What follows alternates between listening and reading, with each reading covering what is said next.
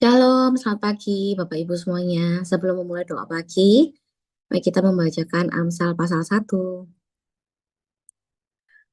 Amsal, Amsal Salomo bin Daud, Raja Israel. Untuk mengetahui hikmat dan didikan, untuk mengerti kata-kata yang bermakna, untuk menerima didikan yang menjadi pandai, serta kebenaran, keadilan, dan kejujuran. Untuk memberikan kecerdasan kepada orang tak berpengalaman dan berpengetahuan, serta kebijaksanaan kepada orang muda. Baiklah orang bijak mendengar dan menambah ilmu, dan baiklah orang yang berpengertian memperoleh bahan pertimbangan untuk mengerti amsal dan ibarat perkataan dan teka-teki orang bijak. Takut akan Tuhan adalah permulaan pengetahuan, tetapi orang bodoh menghina hikmat dan didikan. Nasihat dan peringatan, hai anakku, dengarkanlah didikan ayahmu dan jangan menyia-nyiakan ajaran ibumu. Sebab karangan bunga yang indah itu bagi kepalamu dan suatu kalung bagi lehermu. Hai anakku, jikalau orang berdosa hendak membujuk engkau, janganlah engkau menurut. Jikalau mereka berkata, marilah ikut kami, biarlah kita menghadang darah. Biarlah kita mengintai orang yang tidak bersalah dengan tidak semena-mena. Biarlah kita menelan mereka hidup-hidup seperti dunia orang mati. Bulat-bulat seperti mereka turun ke liang kubur. Kita akan mendapat pelbagai benda yang berharga. Kita akan memenuhi rumah kita dengan barang rampasan. Tuanglah undimu ke tengah-tengah kami, satu pundi-pundi bagi kita sekalian. Hai anakku, janganlah engkau hidup menurut tingkah laku mereka. Tahanlah kakimu daripada jalan mereka, karena kaki mereka lari menuju kejahatan dan bergegas-gegas untuk menumpahkan darah. Sebab percumalah jaring dibentangkan di depan mata segala yang bersayap. Padahal mereka menghadang darahnya sendiri dan mengintai nyawanya sendiri. Demikianlah pengalaman setiap orang yang loba akan keuntungan gelap, yang mengambil nyawa orang yang mempunyainya. Nasihat hikmat. Hikmat berseru nyaring di jalan-jalan, di lapangan-lapangan. Ia memperdengarkan suaranya di atas tembok-tembok.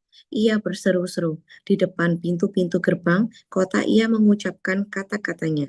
Berapa lama lagi, hai orang yang tak berpengalaman, kamu masih cinta kepada keadaanmu itu? Pencemooh masih gemar kepada cemooh, dan orang bebal benci kepada berpengetahuan. Berpalinglah kamu kepada teguranku. Sesungguhnya aku hendak mencurahkan isi hatiku kepadamu dan memberitahukan perkataanku kepadamu. Oleh karena kamu menolak ketika aku memanggil, dan tidak ada orang yang menghiraukan ketika aku mengulurkan tanganku. Bahkan kamu mengabaikan nasihatku dan tidak mau menerima teguranku. Maka aku juga akan menertawakan celakamu. Aku akan berolok-olok apabila kedahsyatan datang ke atasmu. Apabila datang ke atasmu seperti badai, dan celaka melanda kamu seperti angin puyuh. Apabila kesukaran dan kecemasan datang menimpa kamu, pada waktu itu mereka akan berseru kepadaku, tetapi tidak akan kujawab. Mereka akan bertekun mencari aku, tetapi tidak akan menemukan aku. Oleh karena mereka benci kepada pengetahuan dan tidak memilih takut akan Tuhan, tidak mau menerima nasihatku, tetapi menolak segala teguranku, maka mereka akan memakan buah perbuatan mereka, dan mereka kenyang oleh rencana mereka. Sebab orang yang tak berpengalaman akan dibunuh oleh keengganannya, dan orang bebal akan dibinasakan oleh kelalaiannya. Tetapi siapa mendengarkan aku, ia akan tinggal dengan aman, terlindung daripada kedahsyatan malapetaka. Amin. Tuhan Yesus memberkati.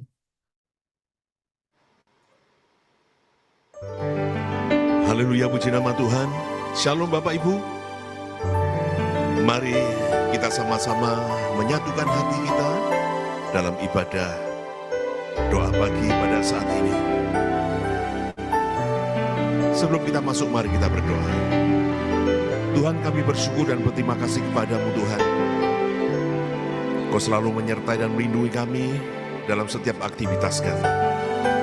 Dan di pagi ini, pagi yang indah, kami akan bersama-sama masuk dalam hadirat-Mu dalam ibadah doa pagi, membangunkan fajar. Mari Tuhan, Kau pimpin ibadah ini dari awal, pertengahan hingga pada akhirnya.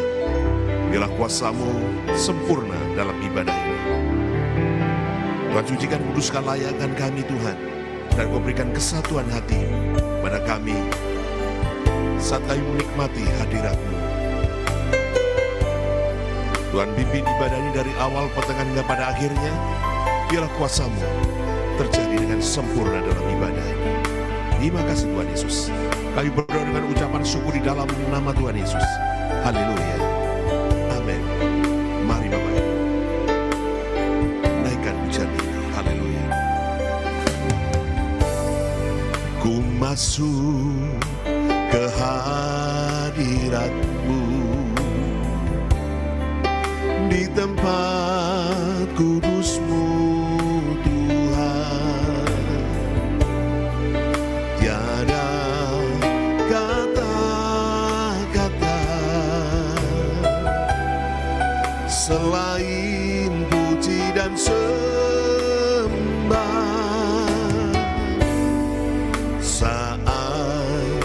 Saat ini alangkah indahnya Tuhan bersama-Mu selalu, memuji dan menyembah-Mu. Engkau Tuhan pujianku, Engkau Tuhan kemuliaanku, kekudusan-Mu penuhi tempat ini.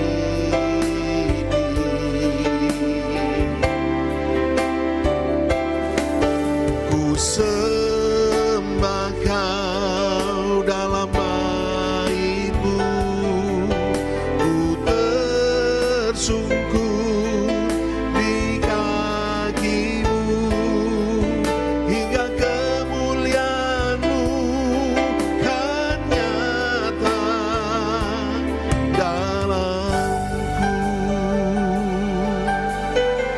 Haleluya. Ku masuk ke hadirat-Mu, di tempat kudus-Mu Tuhan. Tiada kata-kata selain puji dan sembah.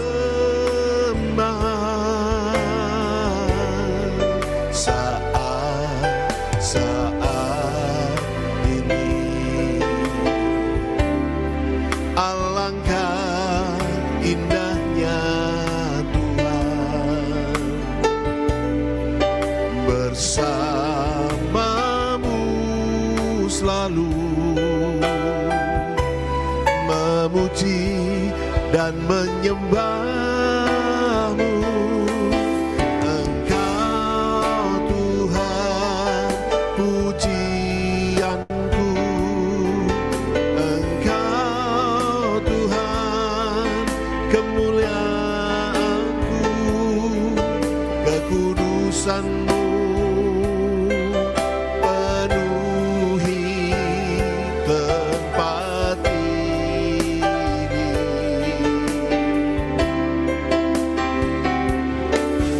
Ku sembah Kau dalam bait-Mu, ku tersungkur di kaki-Mu, hingga kemuliaan-Mu kan nyata dalam-Mu. Engkau Tuhan, oh, Engkau Tuhan pujianku, Engkau Tuhan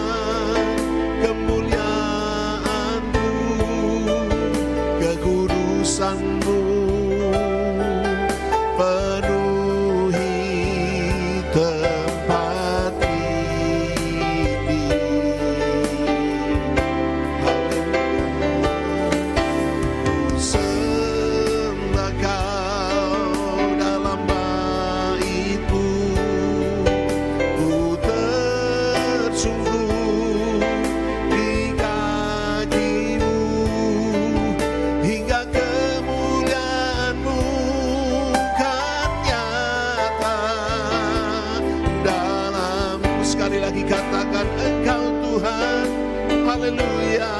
Oh, Engkau Tuhan, pujianku. Engkau Tuhan, kemuliaanku, kekudusan-Mu penuhi tempat ini.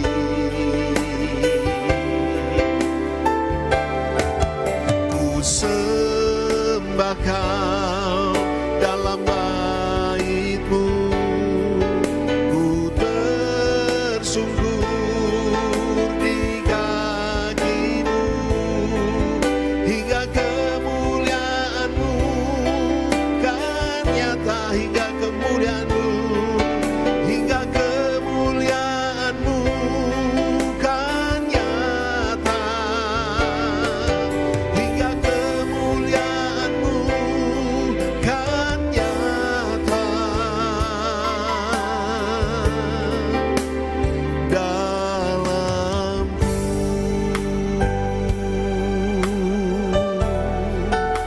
Haleluya.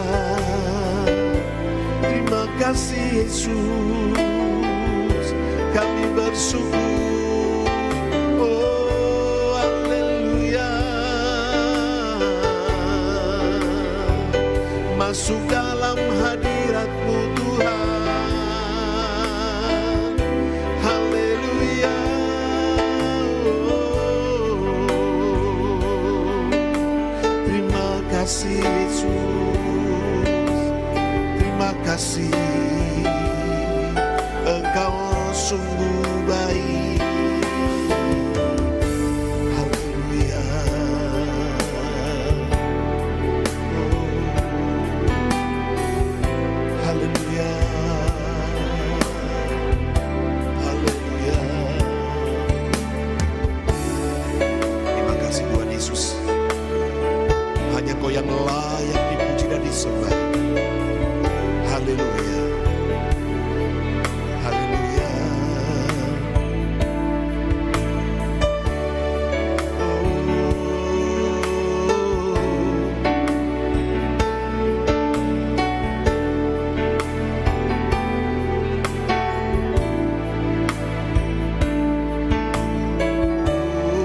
terima kasih Tuhan Yesus. Haleluya.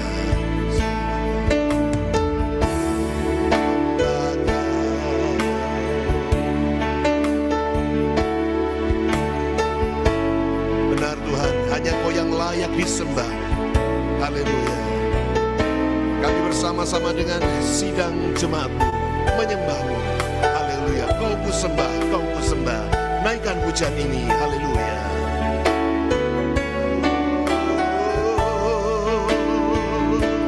Kau ku sembah,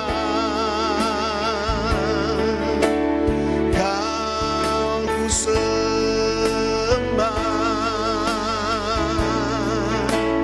Kau ku sembah, Kau Tuhan,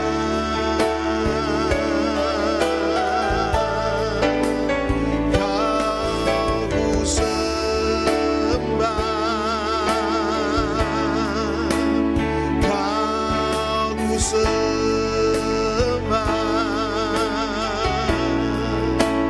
Kau ku sembah Tuhan. Oh Tuhan, lagi katakan Kau ku sembah. Haleluya. Kau ku sembah, Kau ku sembah,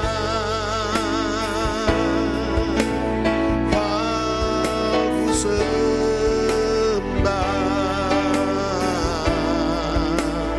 Oh Tuhan, Kau ku sembah. sembah, Kau ku sembah,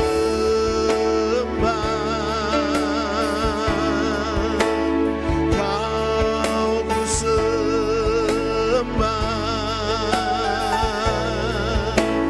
Kau ku sembah.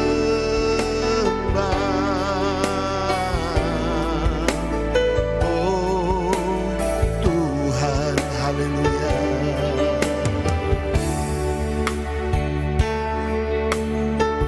Benar Tuhan, kami semuanya menyembah-Mu, karena hanya Engkau yang layak disembah. Mari sembah Dia.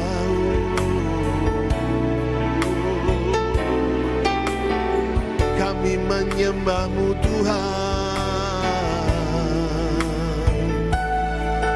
Naikkan pujian ini, sebab Engkaulah Tuhan yang maha tinggi. Haleluya. Sebab Engkaulah Tuhan yang maha tinggi. Kau dimuliakan atas segala alam. Sebab Engkaulah Tuhan, sebab Engkaulah Tuhan yang maha tinggi. Kau dimuliakan atas segala Allah. Katakan sambil mengangkat tangan, Kau ku sembah, Kau ku sembah,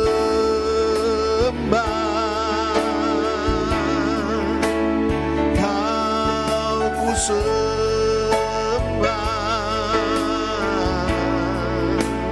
Kau ku sembah.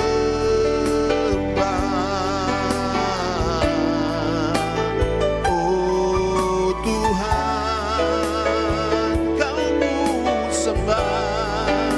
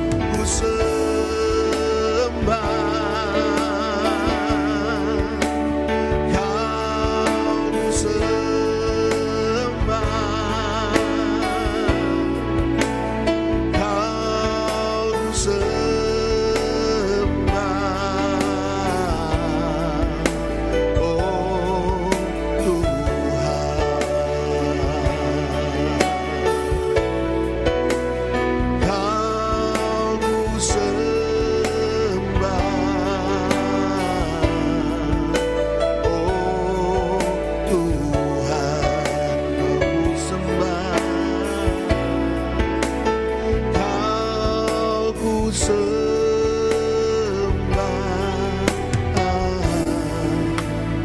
oh Tuhan.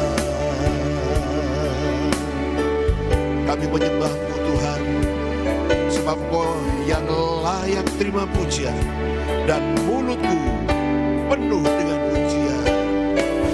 Mulutku penuh dengan pujian kepadamu ya Yesus Tuhan.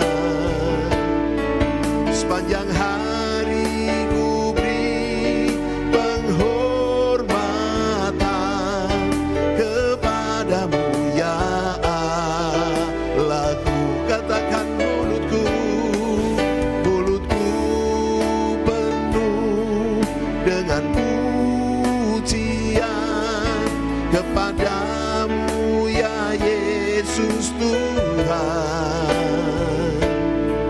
Sepanjang hari ku beri penghormatan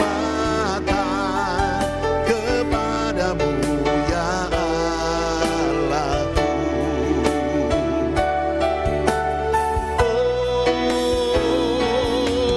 mulutku penuh dengan pujian kepadamu ya Yesus Tuhan. Sepanjang hari ku beri penghormatan kepadamu ya Allahku. Sepanjang hari ku beri penghormatan kepadamu ya Allahku. Sekali lagi naikkan haleluya. Sepanjang hari ku beri penghormatan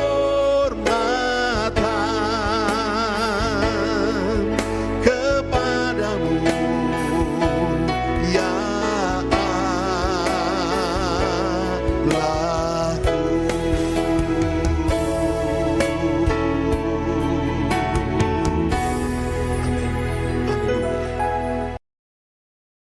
Bapa kami dalam surga, Tuhan terima kasih.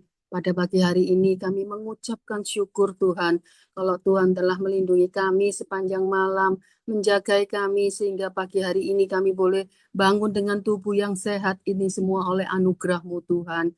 Tuhan, kami telah memuji dan menyembah-Mu Tuhan. Kiranya Tuhan puji-pujian kami boleh naik sebagai dupa yang harum di hadapan-Mu dan menyenangkan hati-Mu Tuhan. Engkau memberkati juga teman-teman kami yang telah melayani, Ibu Eli dalam pembacaan kitab Amsal, Pak Aris Tuhan, Engkau memberkati mereka dalam pekerjaan, keluarga, bahkan pelayanan mereka. Engkau pakai lebih heran lagi Tuhan.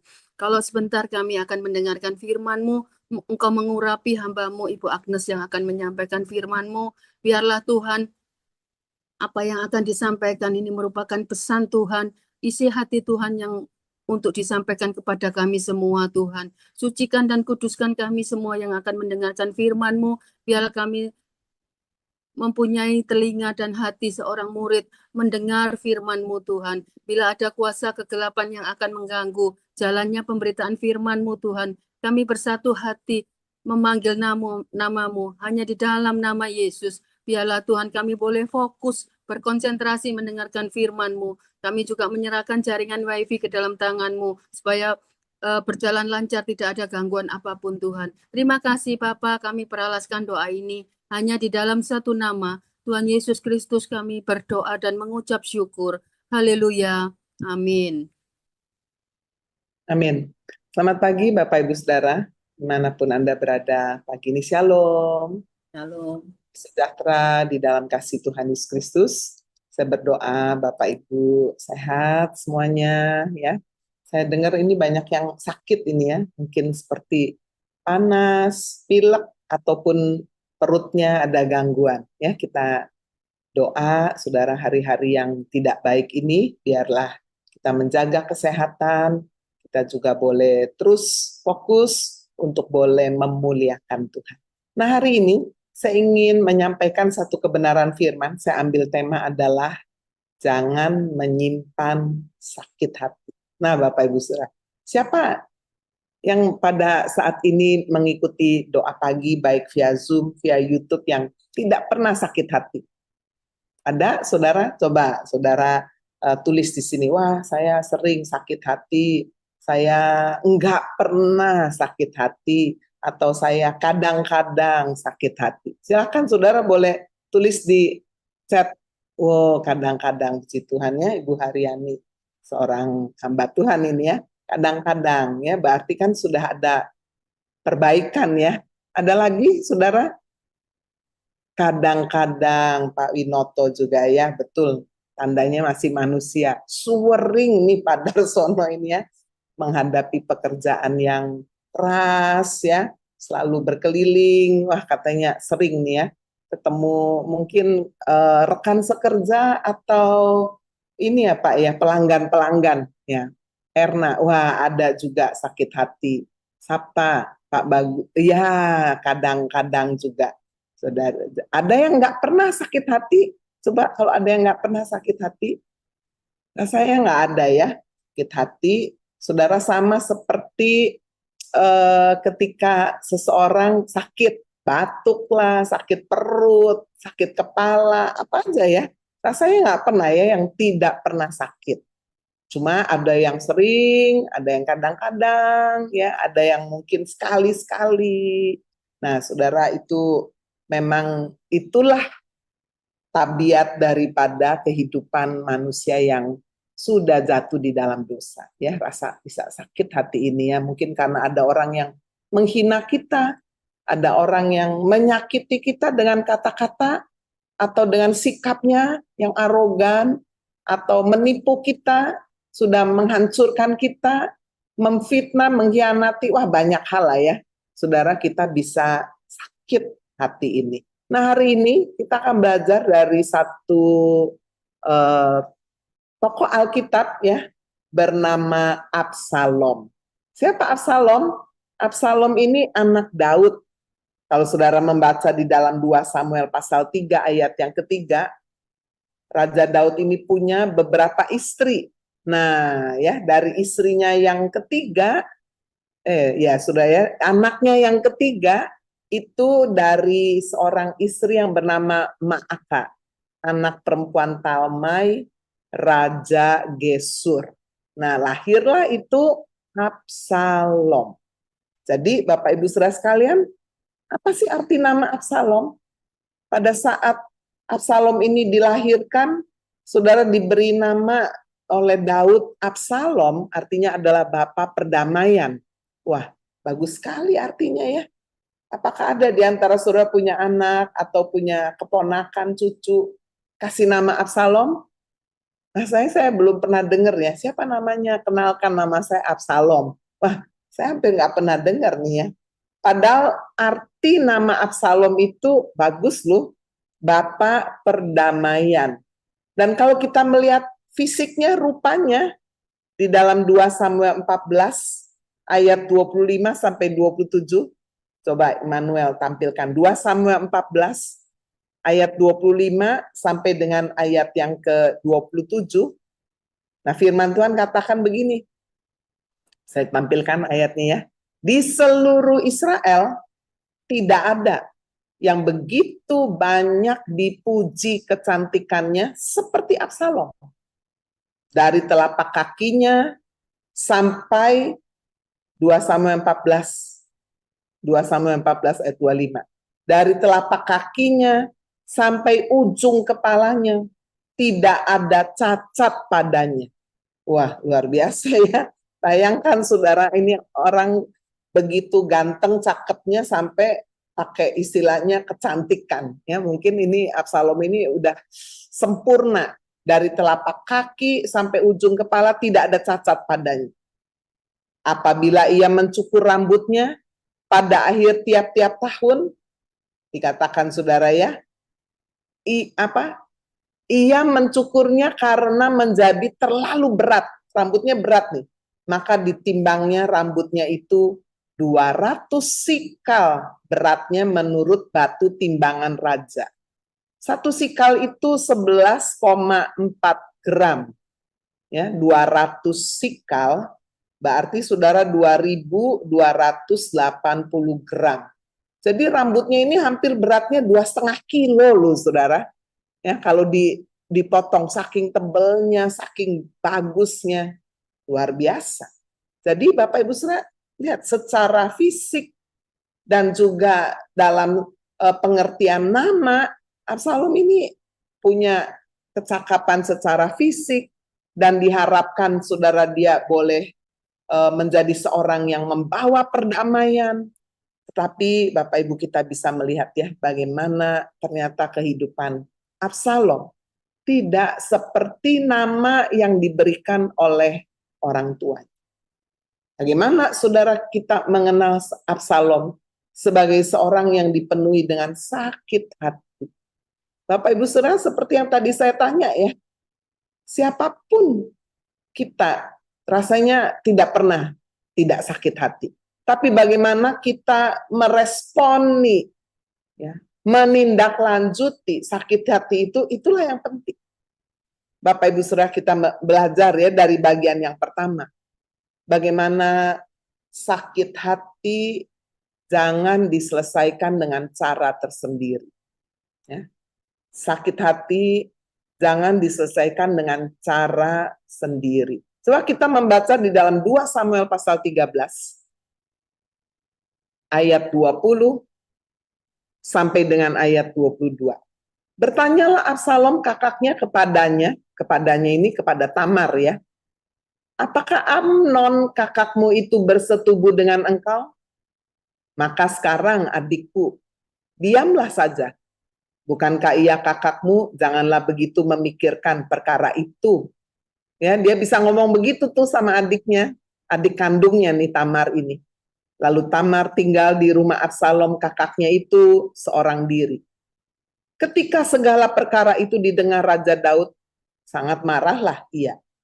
Dan Absalom tidak berkata-kata dengan Amnon, baik tentang yang jahat maupun tentang yang baik. Tetapi Absalom membenci Amnon, sebab ia telah memperkosa Tamar adiknya. Nah, Bapak Ibu Saudara, kita bisa melihat ya bagaimana terjadilah peristiwa ketika anak daripada Daud yang bernama Amnon ini jatuh cinta kepada adiknya sendiri, adik tiri. Ya. Jadi Amnon dan Absalom ini, saudara-saudara sekalian, merupakan anak-anak Daud dari lain istri. Amnon dikatakan jatuh cinta dengan Tamar. Tamar adalah adik kandung satu ibu dari Absalom. Sudah tahu semua cerita ini ya dalam 2 Samuel 13. Bagaimana ketika Amnon ini jatuh cinta kepada Tamar sampai sakit. Lalu ceritanya karena strategi yang jahat saudara dari juga saudaranya ya, anak dari kakaknya Daud. Wah, ini udah nyambung ya, saudara. Anak dari kakaknya Daud. Akhirnya terjadilah bagaimana kemudian saudara Tamar ini datang ke kamarnya Amnon. Amnon yang waktu itu pura-pura sakit dan dikunjungi, dibesuk oleh papanya. Aduh, aku sakit. Ayo makan, enggak mau makan. Kecuali disuruh adiknya Tamar untuk siapkan makanan buat dia. Daud nggak berpikir hal-hal yang lain.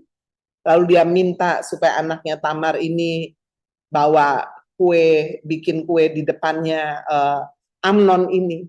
Apa yang terjadi, saudara? Lalu kemudian Amnon memperkosa Tamar di kamar itu. Dan kemudian, saudara, begitu setelah selesai, dikatakan Amnon ini membenci Tamar. Bapak Ibu, ini satu peristiwa yang bisa dan sering terjadi juga ketika seorang menggebu-gebu cintanya ya, sampai ingin tidur dan berubah menjadi satu hawa nafsu. Lalu kemudian saudara ketika terjadi peristiwa itu, setelah itu bisa tiba-tiba satu perasaan yang meluap-luap yang adalah hawa nafsu yang orang sering menggambarkan itu sebagai cinta.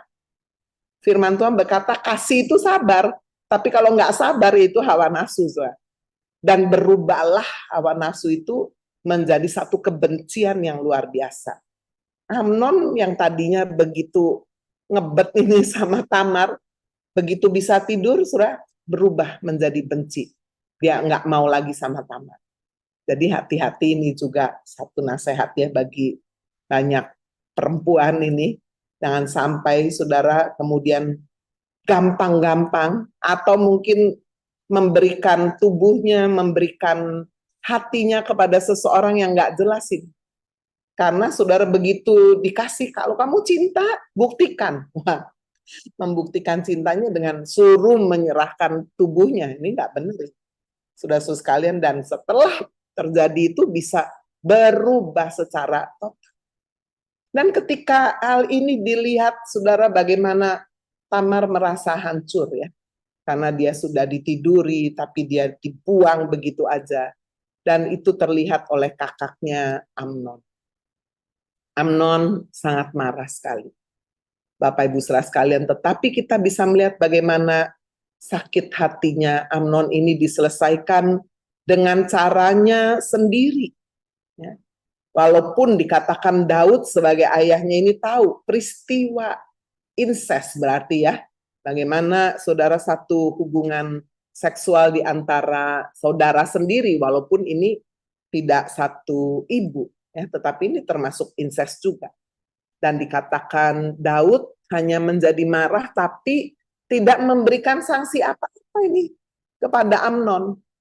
Apa yang terjadi sudah dikatakan, bagaimana Absalom menyelesaikan masalah ini? Kalau saudara membaca di ayat 22 dikatakan Absalom ini diam. Ya, tidak berkata-kata dengan Amnon baik tentang yang jahat maupun tentang yang baik, flat aja. Jadi nggak meletup-letup, wah, bahkan dia bisa menasehati Tamar, udahlah, ya, nggak usah terlalu memikirkan perkara itu. Wah, dia jelas sangat mengasihi adiknya Tamar ini dan nggak mau sampai Tamar itu hidupnya hancur. Udah, nggak usah terlalu pikirkan ya perkara itu. Udah, yang udah ya udah. Dia bisa meredakan itu seperti membawa kesejukan, seperti ingin membawa perdamaian, kedamaian ya untuk Tamar. Tetapi saudara lihat bagaimana Amnon ternyata dengan sikap itu, saudara-saudara sekalian, dia menyimpan, membenci Amnon sedemikian rupa. Diam tapi menyimpan kebencian. Berapa banyak saudara kita menyelesaikan sakit hati kita dengan cara seperti ini? Diam ya, tapi nggak diselesaikan. Kita nggak mengampuni. Seseorang yang mengambil satu langkah bagaimana ketika disakiti itu dia diam, belum tentu benar loh, saudara. Belum tentu beres. Dan inilah yang dilakukan oleh Absalom. Sakit hati yang diselesaikan dengan caranya sendiri, dipendam, diam, masuk terus ke dalam hati. Nah, sekarang kita lihat saudara di bagian yang kedua ya, jika kita tidak menyelesaikan sakit hati, kita pakai cara kita sendiri, maka Bapak Ibu saudara sekalian, kita belajar ya di bagian yang kedua, saya mencatat bahwa waktu belum tentu menyembuhkan sakit hati. Ada orang diam, ya udahlah, yang penting nanti dengan berjalannya waktu hilang-hilang sendiri. Belum tentu loh saudara. Sakit hati, rasa nggak seneng, rasa sebel, lama-lama benci, ketemu juga males nyapa, seperti waduh ya, kita lupa semua kebaikan orang tersebut sudah kalau sudah benci itu ya.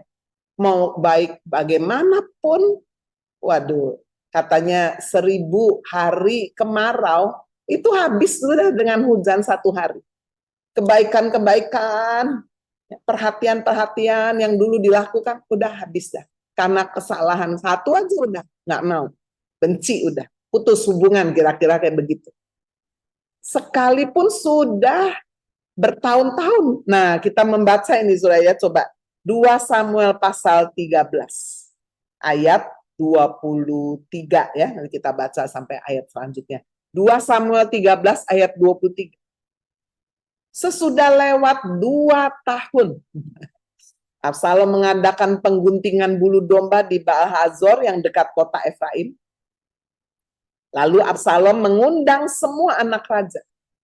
Kemudian Absalom menghadap raja lalu berkata, jadi menghadap Raja Daud, hambamu ini mengadakan pengguntingan bulu domba. Kiranya raja dan pegawai-pegawainya ikut bersama-sama dengan hambamu ini. Tetapi raja berkata kepada Absalom, maaf anakku, janganlah kami semua pergi supaya kami jangan menyusahkan engkau. Lalu Absalom mendesak, tetapi raja tidak mau pergi. Ia hanya memberi restu kepadanya. Kemudian berkatalah Absalom, kalau tidak, izinkanlah kakakku Amnon pergi beserta kami. Tetapi raja menjawabnya, apa gunanya ia pergi bersama-sama dengan engkau? Tetapi ketika Absalom mendesak, diizinkannya lah Amnon dan semua anak raja pergi beserta dia. Lalu Absalom memerintahkan orang-orang yang demikian, perhatikan, apabila hati Amnon itu menjadi gembira karena anggur, dan aku berkata kepadamu, paranglah Amnon, maka haruslah kamu membunuh dia. Jangan takut. Bukankah aku yang memerintahkannya kepadamu? Kuatkanlah hatimu dan tunjukkanlah dirimu sebagai orang yang gagah perkasa. Orang-orang Absalom memperlakukan Amnon seperti yang diperintahkan Absalom. Lalu bangunlah semua anak raja itu, mereka menaiki bagalnya masing-masing dan melarikan diri. Lihat Bapak Ibu Saudara sekalian, waktu belum tentu menyembuhkan sakit hati. Hati-hati ketika sudah berkata, udahlah, saya sebel, nanti juga hilang-hilang sendiri. Belum tentu. Dan ini yang terjadi dalam kehidupan Absalom. 2 tahun itu waktu yang lama loh saudara. 365 hari dikali 2 itu. Wah, berapa tuh? 730 hari. Belum selesai masalahnya. Bahkan saudara, Amnon ini memikirkan satu rencana yang jahat. Benarlah firman Tuhan berkata, barang siapa membenci saudaranya, ia adalah pembunuh. Dan orang itu berdosa, saudara, tidak mungkin bisa berkenan di hadapan Tuhan. Mungkin yang dibunuh, saudara, bukan fisik. Kalau nggak punya kekuasaan atau dia takut dihukum, mungkin bisa pakai tangan orang lain yang disuruh membunuh. Atau saudara, yang dibunuh adalah apa? Yang dibunuh adalah mungkin perekonomiannya, keuangannya. Yang dibunuh adalah masa depan orang itu. Itulah sudah hasil kebencian. Yang diputuskan adalah hubungan pertemanannya dengan yang lain-lain. Bisa seperti itu. Pokoknya sakiti dia. Wah. Dan Absalom ini ahli strategi, saudara, luar biasa. Setelah 2 tahun dia udah merancang ini, udah punya kekuatan. Pada masa pengguntingan bulu domba kan biasa kayak ucapan syukur, dia panggil bapaknya.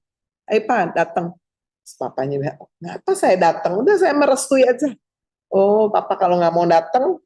Nah, jadi awalnya yang dipanggil adalah bapaknya. Bapaknya dan pegawai-pegawainya.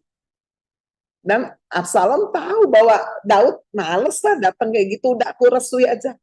Ya, kan papa nggak datang, ya udah saudara-saudaraku aja. Panggil kakakku dan semua anak raja diundang. Nah, ini kan sesuatu yang sepertinya tidak mencurigakan. Jadi ya udah biasa aja panggil. Padahal di balik semua itu Amnon sudah punya rencana yang matang. Waktu 2 tahun. Amnon tidak melakukan apa-apa. Tidak mencurigakan. Buat supaya semuanya itu nggak kentara. Amnon pun nggak curiga. Pikir udah selesai lah, udah 2 tahun semua udah lupa lah peristiwa itu. Tetapi Bapak Ibu lihat. Inilah sengat atau bisa racun daripada sakit hati. Ketika tidak diselesaikan, Bapak Ibu Saudara, bisa atau racun itu menyebar. Ya, semakin ganas, semakin mematikan. Dan keinginannya adalah untuk membunuh orang yang menyakiti. Walaupun secara nggak langsung ya, yang disakiti adalah adiknya, wah, tapi dendam sekali. Dan ini yang terjadi, ketika sakit hati diselesaikan dengan cara sendiri, waktu belum tentu menyembuhkan sakit hati. terjadilah setelah incest adalah pembunuhan. Bapak Ibu Saudara sekalian, kalau kita membaca di dalam kitab Kejadian, pembunuhan yang pertama dilakukan Kain terhadap adik kandungnya Habel karena iri hati, panas hati. Dia nggak seneng adiknya yang terima pujian dari Tuhan, sementara persembahannya tidak diindahkan oleh Tuhan. Dia juga tidak menyelesaikan dengan baik, sudah dia pakai caranya sendiri. Dan hasilnya apa? Kain membunuh Habel. Peristiwa yang sama kita juga bisa melihat bagaimana Absalom membunuh Amnon. Walaupun bukan dengan tangannya sendiri, dengan tangan orang lain pekerjanya, tapi itu kan perintah daripada Absalom. Nah, Bapak Ibu Saudara, sekarang kita lihat di bagian yang ketiga. Jika sakit hati tidak diselesaikan dengan baik, maka saudara inilah yang akan terjadi. Terus menandai sakit hati sampai hancur. Jadi saudara, sakit hati itu yang pertama udah nggak diselesaikan pakai caranya sendiri, durasi waktu juga nggak menyelesaikan, malah terus ditandai semakin dalam nggak mau dibereskan sampai akhirnya menghancurkan semuanya. Coba kita membaca saudara di dalam 2 Samuel 14 ayat 27. Bukti bagaimana Absalom sama sekali tidak melupakan. Dan dia memilih untuk terus mengingat, bahkan menandainya. Lihat, bagi Absalom lahir 3 orang anak laki-laki dan seorang anak perempuan yang bernama Tamar. Ia seorang perempuan yang cantik. Dalam terjemahan yang lain dikatakan Tamar ini sangat cantik. Ya, bapaknya cakep sudah ya. Ibunya juga mungkin cantik. Nah, tidak heranlah kalau anaknya cantik. Sangat cantik. Tapi Bapak Ibu sudah lihat bagaimana dikatakan Absalom memilih memberi nama untuk anak perempuannya adalah Tamar. Dia menandai sakit hatinya itu. Dia tidak lupa. Dia ingat saudara adiknya yang bernama Tamar yang diperkosa oleh Amnon. Sudah dibunuh ini saudara ya. Kalau saudara bacakan dibunuh di dalam 2 Samuel pasal 13. Bagaimana saudara Absalom memilih tidak melepaskan sakit hatinya. Sudah merambat kemana-mana. Dia menandai anak perempuannya, dia beri nama Tamar. Arti Tamar itu sebetulnya bagus Bapak Ibu ya. Saya ingat ya, siapa yang juga punya nama Tamar, yaitu menantunya Yehuda. Ya, Yehuda di dalam kitab Kejadian ya. Bagaimana ketika kemudian anak pertama Yehuda yang kawin dengan Tamar ini meninggal, kasih adiknya meninggal, waduh, Yehuda takut nih, nanti jangan-jangan adiknya yang ketiga mati juga, jadi nggak dikawin-kawinkan. Sudah tahu ya bagaimana kemudian Tamar berpura-pura jadi seperti pelacur. Ya, tidur sama Yehuda, bukan Yehuda ini, tidur dengan Yehuda sampai akhirnya terjadilah bagaimana Tamar ini hamil sudah dari ayah mertuanya sendiri. Itu cerita di dalam kitab Kejadian. Jadi arti nama Tamar itu nama wanita di dalam Perjanjian Lama ini nama yang bagus. Artinya adalah pohon palem, pohon korma. Ya. Menggambarkan seorang wanita yang kuat. Wanita yang dikatakan di tengah segala ketandusan, padang gurun, bisa menghasilkan buah yang manis. Itulah diharapkan bagaimana wanita-wanita, perempuan-perempuan kalau diberi nama Tamar ini menjadi seorang yang kuat. Jadi saudara bisa lihat bagaimana ketika Absalom punya anak perempuan yang sangat cantik, dia beri nama Tamar. Dan tidak selesai sampai dengan Amnon dibunuh. Bapak Ibu Saudara, kita bisa melihat di dalam ayat 28. Setelah Absalom diam di Yerusalem, 2 Samuel 14 ayat 28. Setelah Absalom diam di Yerusalem genap 2 tahun lamanya dengan tidak datang ke hadapan raja. Nah, kalau saudara baca ayat sebelumnya, setelah peristiwa bagaimana Amnon dibunuh, lalu Absalom itu pergi tinggalnya di Gesur. Dan kalau saudara tadi juga baca bagaimana ibunya itu anak daripada Raja Gesur, gitu kan kira-kira ya, Maaka itu. Jadi dia lari ke Gesur. Tapi kemudian atas permintaan Yoab, saudara, dibawa lagi Absalom itu ke Yerusalem. Yaitu daerah tempat di mana ya papanya Raja Daud itu tinggal di Yerusalem.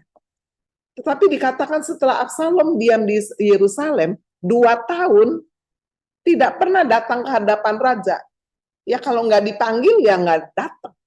Maka Absalom ayat 29 menyuruh memanggil Yoab untuk diutus kepada raja.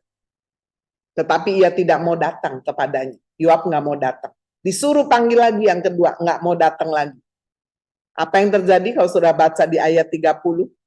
Nah, di sini saudara kita lihat Amnon ini, Absalom ini kejem banget ini. Lihat, ladang Yoab ada di sisi ladangku, ngomong sama pegawainya. Ada jelainya. Pergi, bakar aja itu. Jadi saudara ladangnya Yoab ini dibakar, begitu Yoab tahu bahwa ladangnya dibakar, langsung datang ke rumahnya. Kenapa kamu bakar ladangku itu, ladang kepunyaanku itu? Lalu di ayat 32 Absalom jawab aja dengan enteng. Aku kan sudah menyuruh orang kepadamu mengatakan, ayo datang kemari. Supaya aku mengutus engkau kepada raja mengatakan apa gunanya aku datang dari Gesur. Lebih baik kan aku tinggal di sana aja. Maka sekarang aku mau datang ke hadapan raja. Jika aku memang salah, ya udah, hukum aja aku, menghukum mati. Maka mau nggak mau masuklah Yoab menghadap raja dan memberitahukan hal itu kepada Daud. Raja panggil Absalom, dia masuk. Absalom masuk menghadap raja, lalu sujud ke hadapan raja dengan mukanya ke tanah, lalu mencium Absalom. Jadi saudara, pada dasarnya Daud ini mencintai semua anak-anaknya. Tetapi dia tidak bisa, saudara, untuk bertindak yang tegas terhadap anak-anaknya. Ketika anaknya salah, ya udahlah, nanti baik-baik sendirilah, namanya juga anak-anak ini, udahlah. Dia nggak bisa bertindak tegas pada Amnon, sehingga itu menimbulkan sakit hati kepada Absalom. Dan juga Absalom merasa bahwa ketika dia sudah membunuh Amnon, raja juga udah nggak memperhatikan dia lagi. Dia lari ke Gesur, nggak dipanggil-panggil, sampai akhirnya datang setelah 2 tahun. Jadi udah ada rentang waktu nih, sudah kurang lebih 4 tahun nih. Apakah sakit hatinya Absalom selesai? Tidak. Dia terus setiap kali melihat anak perempuannya Tamar, dia ingat Tamar adiknya yang sudah diperkosa oleh Amnon. Bapak Ibu Saudara, Amnon sudah mati, apakah selesai? Tidak. Itu sebabnya Bapak Ibu Saudara sekalian, ketika sakit hati kita tidak selesaikan dengan baik, disimpan, maka hasilnya sungguh-sungguh saudara Ibu akan menyebar semakin dalam, semakin menghancurkan. Saya tutup saudara dengan satu ayat dalam Ibrani pasal 12 ayat 15. Ibrani pasal 12 ayat 15. Jagalah supaya jangan ada seorang pun menjauhkan diri dari kasih karunia Allah.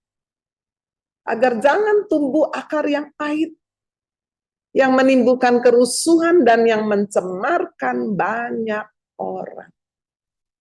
Bapak Ibu, ini adalah satu nasihat, satu peringatan, satu perintah. Jaga. Karena ada banyak orang nggak menjaga. Setelah terjadi sesuatu baru, ya. Sama, saya kalau kasih contoh nih ya, jaga. Kamu ada keturunan diabetes ini, udah hindari makan yang manis-manis, jaga ya. Nah ini nggak jaga, yang penting saya hidup cuma 1 kali. Udahlah, kapan lagi nih? Nanti kalau saya itu ya kan ada obat, enggak lah. Nah ini namanya orang tidak mau menjaga. Sudah dikasih peringatan. Sudah, saudara dia juga punya satu tendensi, ada gula bawaan dari keturunannya, tetap aja Nah ini namanya orang dablek kan saudara, nggak mau menjaga. Demikian juga saudara dengan sakit hati. Bisa dimulai dengan rasa sebel, nggak seneng. Akhirnya apa? Cuekin aja. Itu namanya tidak menjaga. Saudara, dan ketika seseorang itu tidak menjaga hatinya, firman Tuhan memberi peringatan Amsal 4 ayat 23, jagalah hatimu dengan hati-hati, ya, dengan segala kewaspadaan. Dari situ akan terpancar kehidupan. Tapi kalau sudah nggak menjaga hati, yang terpancar bukan kehidupan, yang terpancar adalah kematian. Yang terpancar adalah kehancuran. Jika kita tidak menerima kasih karunia dari Allah, mengampuni dosa-dosa kita, kita semua pasti binasa. Itu saudara. Itu sebabnya firman Tuhan berkata, jaga, ingat bahwa kita ini sudah menerima kasih karunia Allah.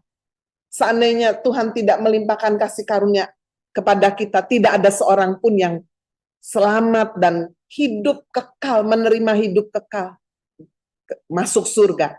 Itu benar-benar adalah anugerah kasih karunia Allah, bukan karena kebaikan kita, bukan karena amal ibadah kita, bukan. Semata-mata adalah pemberian kepada kita sekalipun kita tidak layak menerima. Setelah kita menerima kasih karunia keselamatan, firman Tuhan dalam 1 Petrus pasal terakhir berkata, Pak, bertumbuhlah dalam kasih karunia. Kasih karunia nggak cukup satu kali, kita perlu terus bertumbuh. Kita rasa nggak mampu, beri saya kasih karunia, kemampuan untuk saya menyelesaikan sakit hati itu dengan baik. Maksudnya seperti itu, saudara. Bukan cuma sekedar mulut berkata, oh saya udah mengampuni. Aduh, berapa banyak saya sering mendengar saudara anak-anak Tuhan berkata, saya udah mengampuni, nggak ada masalah sama dia. Tapi jujur, hatinya masih ada tanda. Oh enggak, aku sudah, ini sudah. Itu berarti saudara mengeraskan hati dan menjauhkan dari kasih karunia Allah. Jika kasih karunia Allah diizinkan tinggal dan memenuhi hidup kita, maka yang terjadi adalah apa? Saudara, hatinya itu plong. Ada kedamaian, ada sukacita. Tetapi jika tidak, sebaliknya akan terjadi apa? Akan tumbuh akar yang pahit. Dan kalau sudah tumbuh akar yang pahit, maka akan keluar apa? Buahnya juga pahit. Menimbulkan kerusuhan dan mencemarkan banyak orang. Bapak Ibu saudara, satu bukti bagaimana ada akar pahit dan mencemarkan banyak orang. Nggak bisa lupa, dia terus cerita, dia begini, dia begitu terus.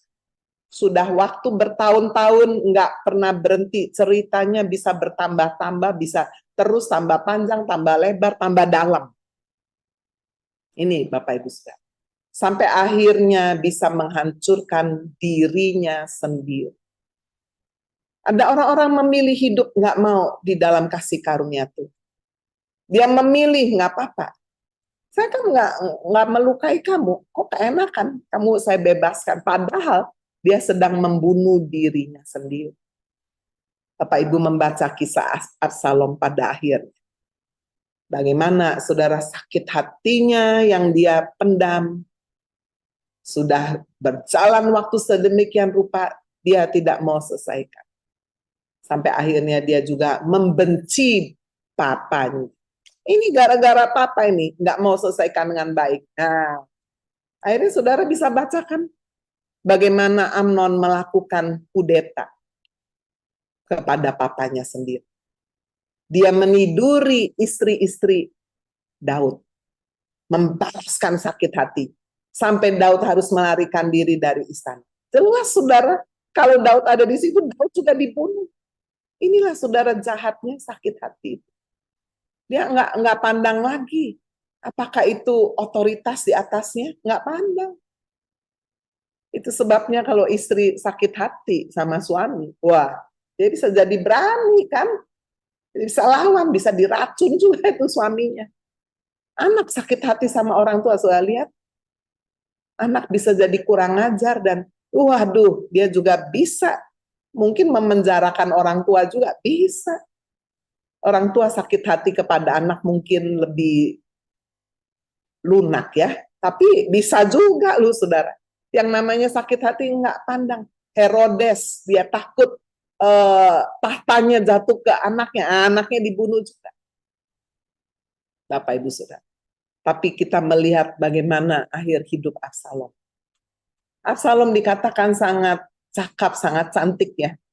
Tapi kecantikan, kecakapannya, kelebihannya pada akhirnya menghancurkan hidup. Absalom meninggal ketika Israel sedang dalam peperangan. Dan kalau saudara baca dalam kitab 2 Samuel 18, Absalom, saudara, rambutnya yang tebal, yang panjang, yang bagus itu tersangkut ya, di suatu pohon bernama Tarbantin. Aduh, lihat. Saudara jangan sombong dengan kegantengan, kecakapan, kecantikan, kekayaan, kehebatan, kepandaian. Jika kita tidak pakai dengan semestinya, itu bisa menjadi bumerang menghancurkan hidup kita. Absalom tergantung sudah di pohon Tarbantin, nggak bisa apa-apa, rambutnya tersangkut nih. Rambutnya begitu kuat ya, kalau rambutnya tipis sudah ya nggak bisa gantungan di pohon kan. Begitu kuat sampai dia bergantung di situ. Disitulah kemudian Yoab menghabisi Absalom dengan 3 lembing. Dia mati. Bapak Ibu, buang sakit hati. Lepaskan. Dan benar-benar berkata, Tuhan saya mohon kasihkan. Saudara, orang kalau bisa membereskan sakit hati, dia bisa melepaskan pengampunan. Dan kalau orang itu juga bersalah kepada dia, saudara benar-benar dia bisa mendekati dia dan berkata, saya ampuni kamu. Kalau saya ada salah, saya juga minta maaf. Wow, satu perdamaian sudah nggak perlu bayar uang kan? Tapi kita membayar harga mahal apa sih? Mematikan ego. Dan itulah yang sampai hari ini masih menjadi pergumulan bagi banyak orang. Orang lebih, aku lebih seneng keluarin duit aja. Wah ya, untuk ego. Tapi sebetulnya saudara kalau kita melepaskan, mematikan ego kita, kita bisa datangi orang itu. Kita melepaskan pengampunan, kita juga meminta maaf. Semuanya akan menjadi beres dan tidak akan tersimpan terus-menerus. Sehingga tidak perlu terjadi tumbuh akar pahit yang pada akhirnya mencemarkan, membuat kerusuhan, dan tidak pernah selesai sampai akhirnya menghancurkan dirinya sendiri. Pilihan itu ada pada saudara. Maukah saudara menerima kasih karunia Tuhan untuk melepaskan semua sakit hati, kebencian itu? Pilihan itu ada pada saudara. Tuhan siap untuk memenuhkan kita dengan kasih karunia. Amin. Tuhan Yesus memberkati.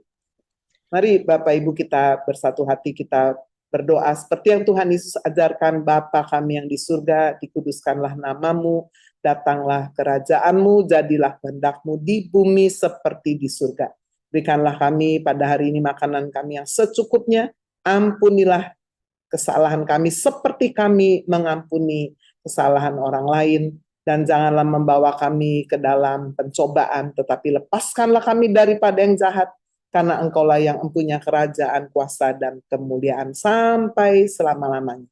Bapak Ibu Saudara yang dikasihi Tuhan Yesus Kristus, terimalah berkat yang melimpah dari Allah Bapa di surga, kasih karunia dari Tuhan Yesus Kristus, pertolongan, penghiburan, kekuatan dari Allah Roh Kudus turun, menyertai Bapak Ibu Saudara mulai hari ini sampai Maranatha. Tuhan Yesus datang kembali kali yang kedua. Haleluya. Di dalam nama Tuhan Yesus Kristus, mari kita semua yang percaya kita berkata, amin.